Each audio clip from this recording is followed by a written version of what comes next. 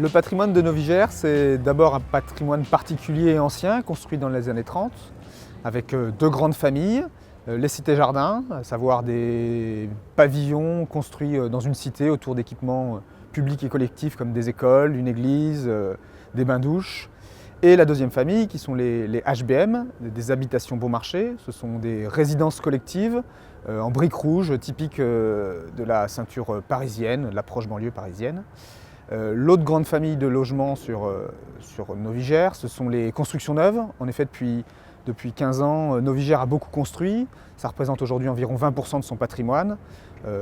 Et ces logements sont construits dans toute la périphérie parisienne, mais avec quelques grands pôles comme Choisy-le-Roi, Clichy-la-Garenne ou La Courneuve.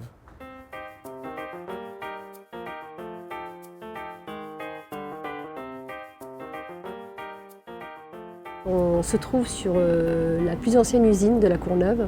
C'est une ancienne boyauderie qui fabriquait au fait les cordes d'instruments de musique et entre autres aussi les cordes des raquettes babolates.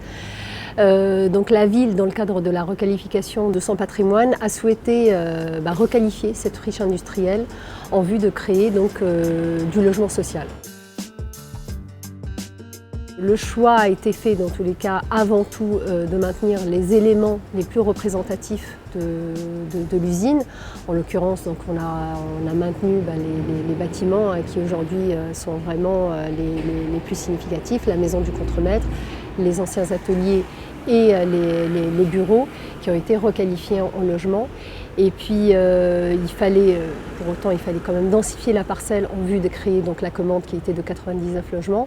On l'a densifié en faisant un projet qui respectait dans tous les cas le patrimoine qu'on a maintenu et qu'on a requalifié avec des volumes à la même échelle, avec des matériaux qui répondent dans tous les cas aux matériaux qui existent aujourd'hui de l'usine. On le reconnaît à la pierre de Meulière et à la brique. Et donc le choix a été fait aussi de faire une résidence justement avec des corps de bâtiments où les 99 logements sont étalés justement sur 6 corps de bâtiments, ne pas partir sur un principe justement de bâtiments très denses et de permettre de créer des espaces de convivialité tels qu'on le voit ici sur la place pour que les locataires, en plus du fait qu'ils aient ce ressenti de vivre dans une résidence atypique, vu ce qu'elle porte comme histoire, de s'approprier dans tous les cas tous ces espaces de convivialité.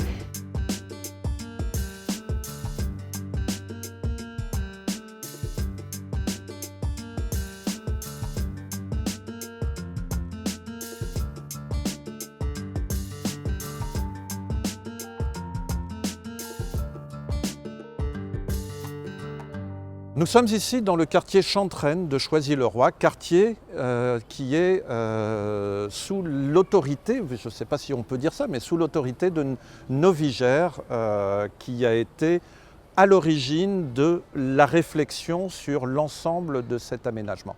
Nous avons eu le souhait de concevoir une architecture un petit peu diverse, complémentaire, c'est-à-dire que tous les bâtiments ne sont pas créés sur la même identité. C'est à l'image de notre société, de la complémentarité, effectivement, tout simplement des caractères et il peut y avoir des têtes qui dépassent tout simplement, et ça n'en est même que beaucoup mieux.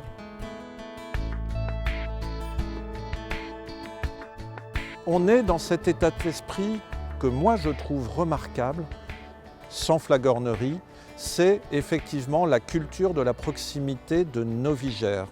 C'est-à-dire qu'on n'arrive pas et on jette un nouveau produit à l'encan en se préoccupant de peu de choses. On a véritablement l'accueil des futurs résidents et après une proximité permanente. C'est-à-dire qu'on a véritablement cette culture du dialogue. Le dialogue, il est là tout simplement avec comme objectif final d'arriver à la constitution du quartier, des constructions pour les futurs utilisateurs. Une architecture n'a de sens, un urbanisme n'a de sens que si l'ensemble des résidents, ou l'immense majorité des résidents et des occupants se sentent très à l'aise à l'intérieur.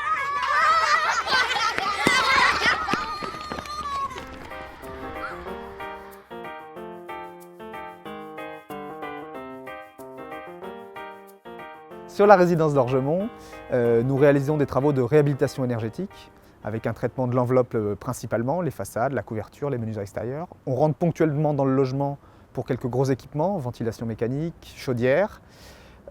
On a dès le départ présenté ces interventions aux locataires lors de réunions publiques où on leur a présenté les travaux, le déroulé, l'impact que ces travaux auront dans leur logement. Et on a une personne qui est référente au sein de Novigère qui est là pour pouvoir répondre aux interrogations des locataires lors de ces différents travaux. La difficulté pour réhabiliter ce patrimoine, bien évidemment, c'est que l'on travaille en milieu occupé. On a eu la chance que Novigère ait dans son patrimoine ce pavillon qui était vide, donc on s'en est servi un petit peu comme prototype pour voir comment on allait faire, quelle méthodologie employer pour gêner le moins possible les locataires. C'est d'ailleurs pour ça qu'on a choisi la surtoiture plutôt que de venir isoler dans les combles, parce que les combles, parfois les locataires vont les avoir aménagés en petits bureaux, en chambre ou pas aménagés, mais il fallait qu'on prenne une méthodologie générale pour l'ensemble des pavillons.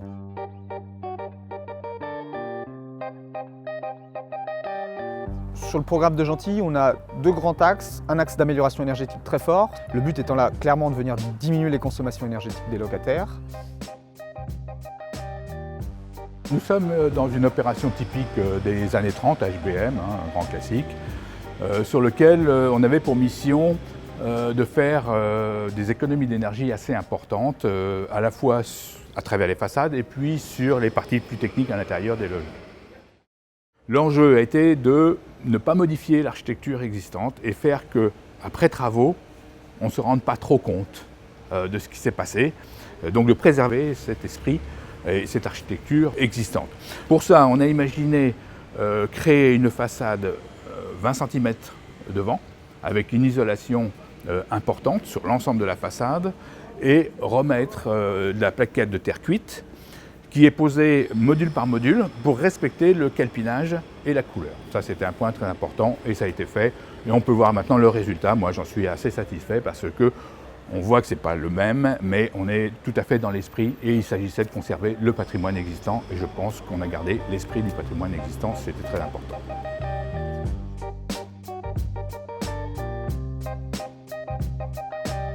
Le deuxième grand axe, c'est de venir amener du confort, c'est-à-dire qu'on a des logements qui sont petits, avec des petites surfaces, avec des petites salles de bain. On vient créer des pièces humides plus conformes aux normes actuelles, donc avec une cuisine, une vraie salle de bain, un WC séparé dès qu'on peut. Et donc on transforme et le logement et l'enveloppe du bâtiment. Alors cette transformation, elle est lourde, puisqu'elle vient se faire en milieu occupé. Par conséquent, depuis le début de l'opération, on a impliqué le locataire, donc on les a concertés dans un premier temps au début des études. Et dans un deuxième temps, au quotidien, on a un correspondant réhabilitation qui est sur place, qui est là pour faire l'interface entre les locataires et les entreprises. Parce que pendant la durée des travaux, pendant 2 mois, les locataires quittent leur logement pour un logement tiroir. Et du coup, le correspondant réhabilitation, il est là 3 jours par semaine pour les aider à déjà s'installer dans ce logement tiroir, à regagner ensuite leur logement, et à faire l'interface après avec les entreprises pour les éventuels soucis qu'ils ont rencontrés lors de leur réemménagement.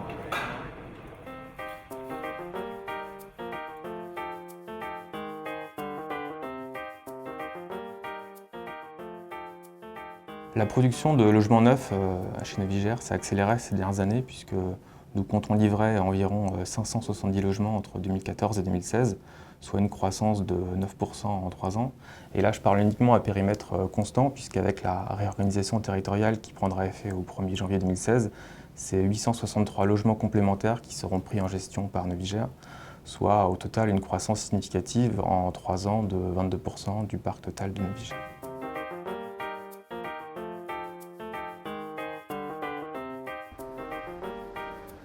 Le principal enjeu pour Novigère, c'est la réhabilitation de son parc. Avant la réorganisation territoriale, nous prévoyons de réhabiliter 28% de notre parc d'ici 2020.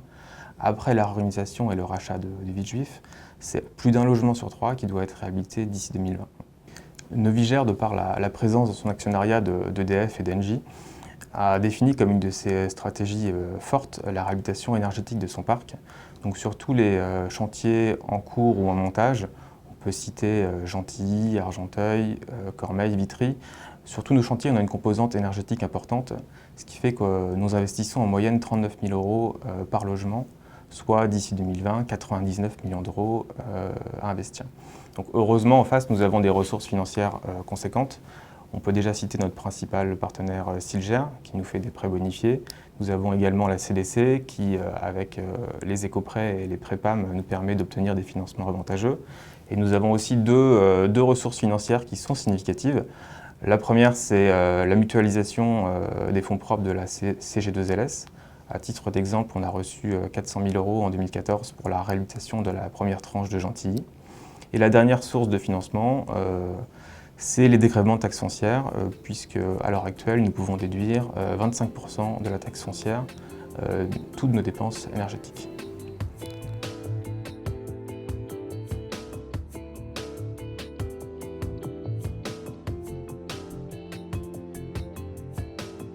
L'objectif de ces réhabilitations, de ces constructions neuves, c'est de proposer à nos locataires un logement de qualité, dans lequel ils se sentent bien, avec des charges maîtrisées, tout en vivant dans un environnement qui leur soit agréable.